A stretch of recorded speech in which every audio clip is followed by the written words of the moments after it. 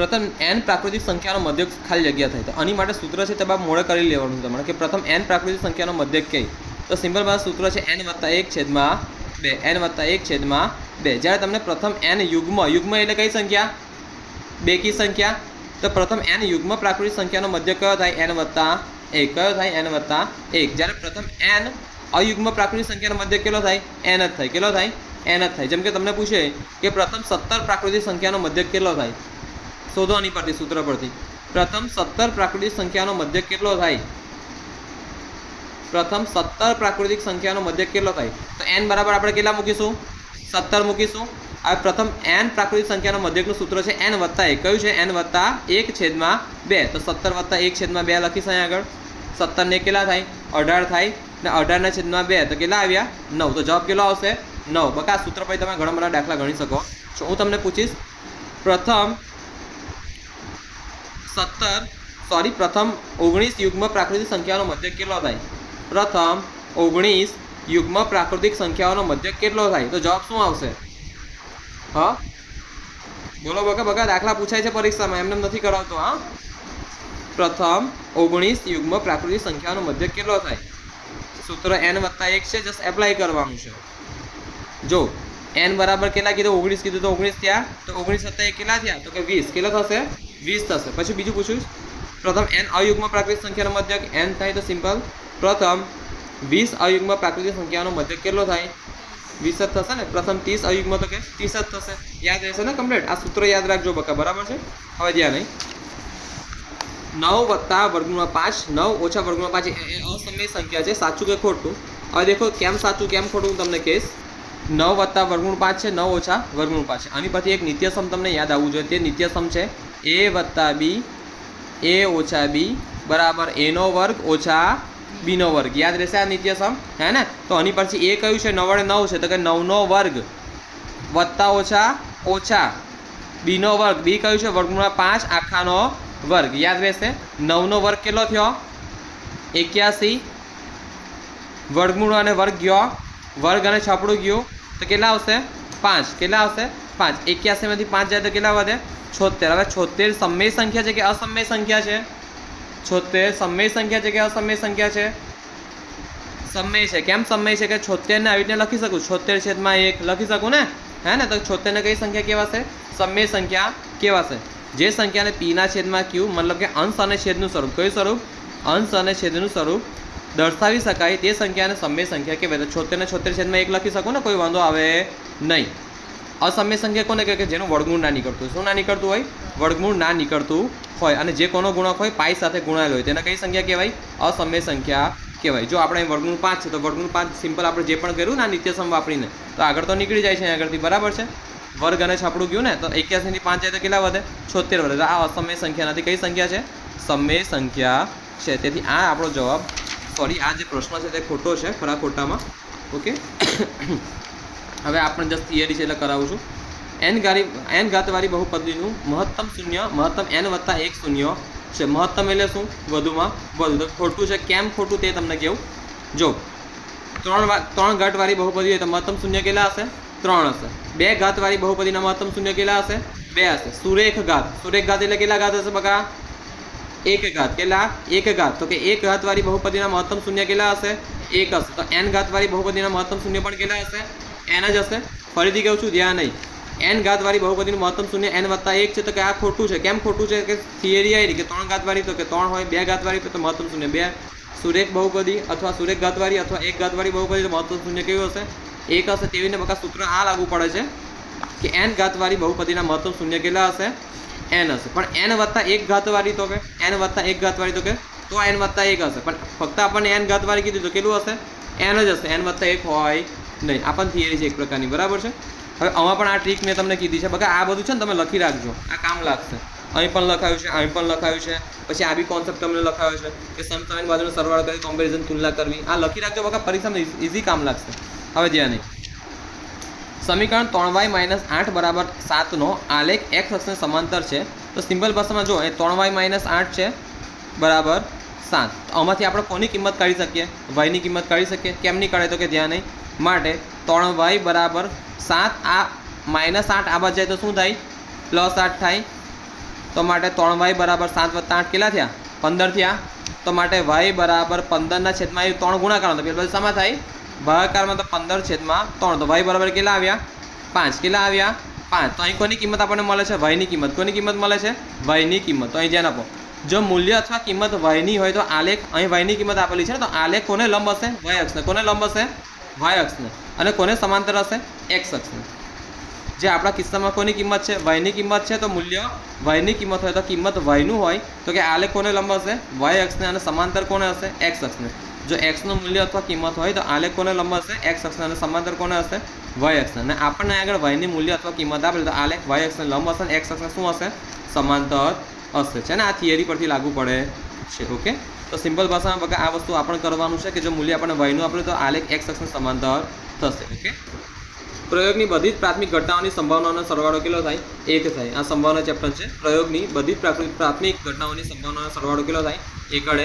1 થાય હવે સિમ્પલ છે આ 17મું છે આ એક વાક્યમાં જવાબ આપવાનું છે બકા આગળથી એક વાક્યમાં તમારે જવાબ આપવાનું રહેશે ફક્ત તમારે કિંમત લખવાની કે k ની કિંમત કેટલી છે 10 છે તમારે ગણતરી કરવી હોય તો કરી શકો છો ને જો k - 3 k + 7 2k + 7 એ કોઈ સમાંતર શ્રેણીના ક્રમિક પદો હોય તો k ની કિંમત શોધો તો આની માટે બકા આપણે છે સમાંતર મધ્યક નામનું સૂત્ર છે તેની પરથી આપણે દાખલો ગણાશે k - 3 અને આપણે નામ આપીએ a અને નામ આપીએ આપણે b અને નામ આપીએ આપણે c તો સિમ્પલ ભાષામાં આપણે k ની કિંમત શોધી અને સમાંતર શ્રેણીના ક્રમિક પદો હોય અને k ની કિંમત શોધી તો તેની માટેનું સૂત્ર આ છે b બરાબર a + c છેદમાં 2 તો b કયા છે k + 7 તો k + 7 બરાબર a કયા છે k - 3 વત્તા c કયા છે 2k + 7 2k + 7 છેદમાં 2 હવે ધ્યાન નહીં આ સામે જશે શું થશે ગુણાકાર થશે તો આવું થશે 2 કૌંસમાં k + 7 બરાબર 1k + 2k કેટલા કે થયા 3k થયા ઓછા વત્તા 7માંથી 3 જાય તો કેટલા રહી 4 રહે પણ કેવા 4 વત્તા 4 કેમ કે 7 ની આગળ શું છે વત્તા તો કે વત્તા 4 આ 2 અંદર ગુણાશે આની સાથે 2 અંદર ગુણાશે આની સાથે તો કે 2k થશે માટે 2k વત્તા 2 + 14 બરાબર 3k + 4 હવે ધ્યાન આપો આ બાજુ જશે તો માઇનસ થશે ને આ બાજુ જશે તો માઇનસ થશે માટે 2k અહીં આ બાજુ 3k પ્લસ તો પેલી બાજુ શું થશે માઇનસ માટે 2k - 3k બરાબર અહીં ચોગડે 4 તો છે જ ને આ +14 આ બાજુ જશે શું થશે માઇનસ તો કે -14 પ્લસ માઇનસ 3k માંથી 2k જાય તો કેટલા k વધે 1k વધે પણ કેવા માઇનસ કેમ કે 3 ની આગળ માઇનસ છે એટલે પ્લસ માઇનસ 14 માંથી 4 જાય તો કેટલા વધે 10 વધે પણ કેવા 10 માઇનસ તો કે -10 તો માઇનસ પ્લસ અથવા કેન્સલ તો k બરાબર શું કિંમત આવી છે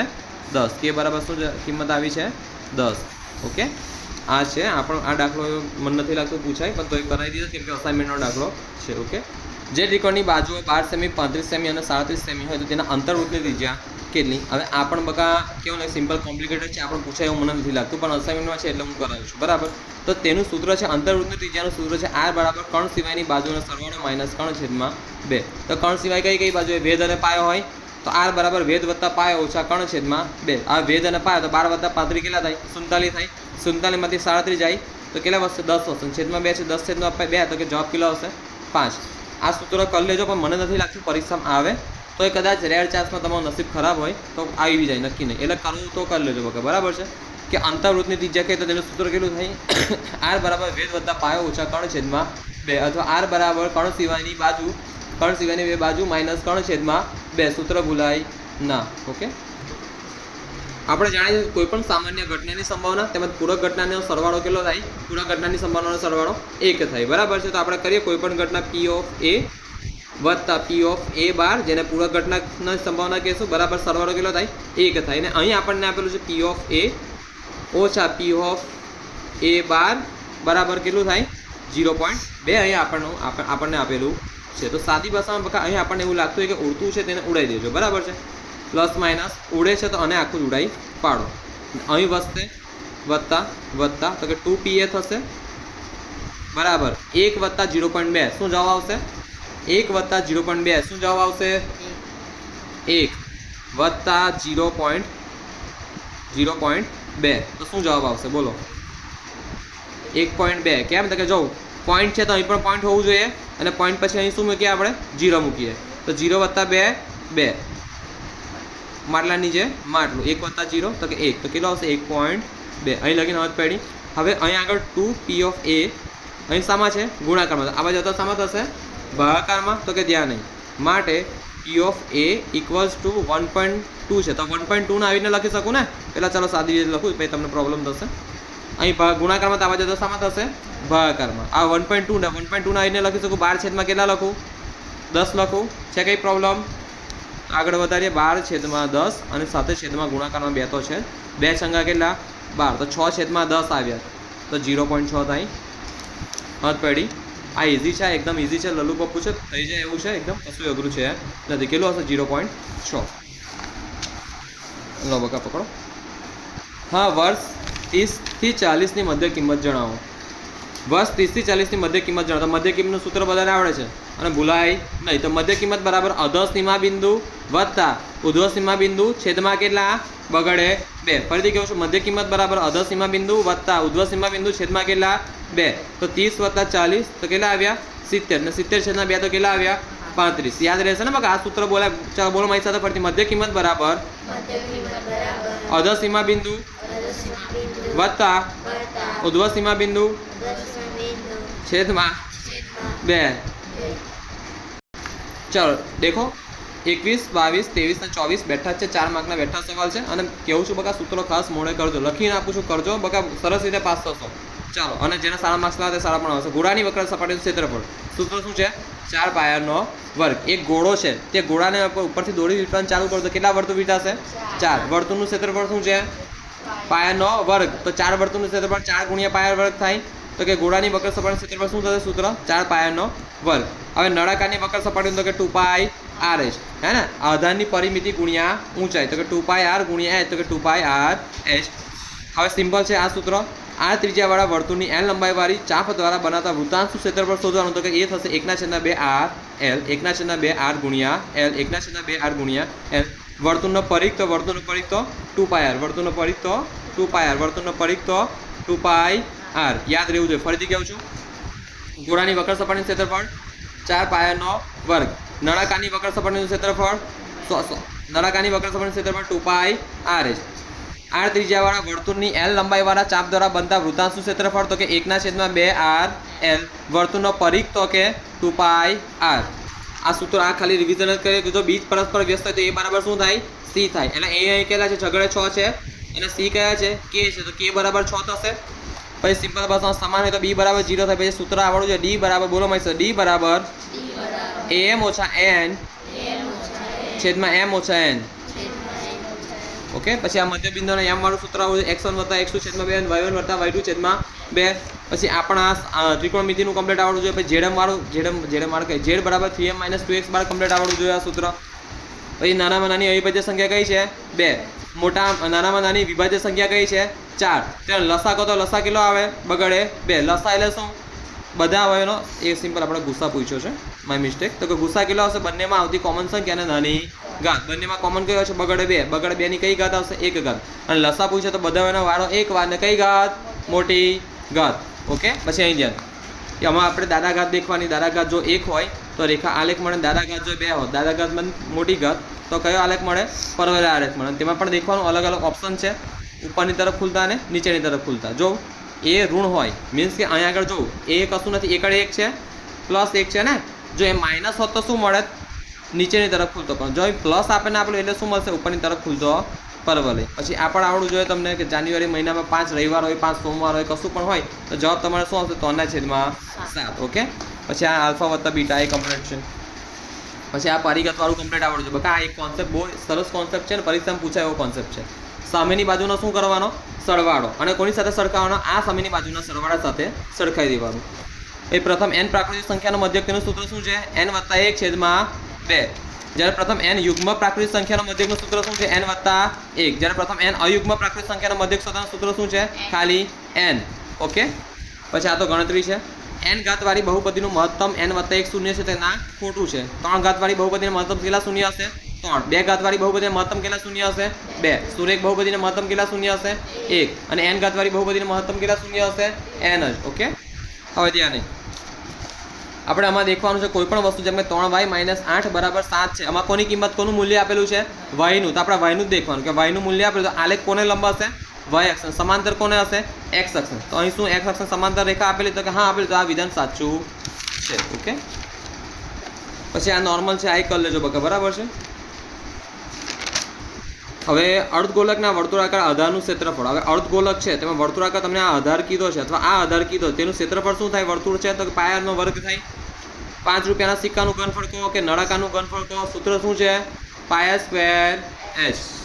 હવે થીટા ખૂણાવાળા વૃત્તાંશના ચાપની લંબાઈ, તો તેની માટે બકા ચાપની લંબાઈ શોધવા માટે તમારે છે πr/180 πr/180 ને વર્તુળનો પરિઘ, તો વર્તુળનો પરિઘ બે સૂત્ર આવે, એક આવે 2πr અને બીજું કયું આવે πd. 2πr અને કયું πd, ધોરણ 7 માં બેઠું આવે છે, પેલી છોકરી ત્યાં બેઠી છે ધોરણ 7. 2πr અને કયું છે πd.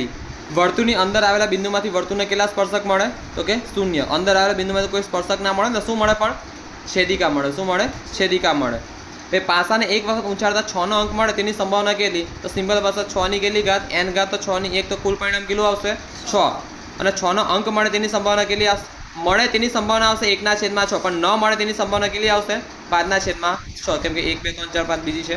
ઓકે, આ જો આ પેલું સૂત્ર આવ્યું ને પ્રથમ 11 પ્રાકૃતિક સંખ્યાનો મધ્યક, તો પેલું વપરાશે n+1/2 કરાવી દઉં ને અત્યારે પેલા બીજા પેપર n+1/2, તો 11+1 તો કે 12/2, તો કેટલું આવશે 6 આવશે. કેટલું આવશે 6 આવશે. પછી અસંખ્ય ઘટનાની સંભાવના કેટલી છે 0. શક્ય ઘટનાની સંભાવના કેટલી છે 1. શક્ય ઘટનાની પૂરક ઘટનાની સંભાવના કેટલી છે 0, જેને કહેવાય અશક્ય ઘટના. અને અશક્ય ઘટનાની પૂરક ઘટનાની સંભાવના કેટલી થાય 1, જેને કહેવાય શક્ય ઘટના. બકા યાદ રહેવું જોઈએ, આ કોન્સેપ્ટ છે બેઝિક.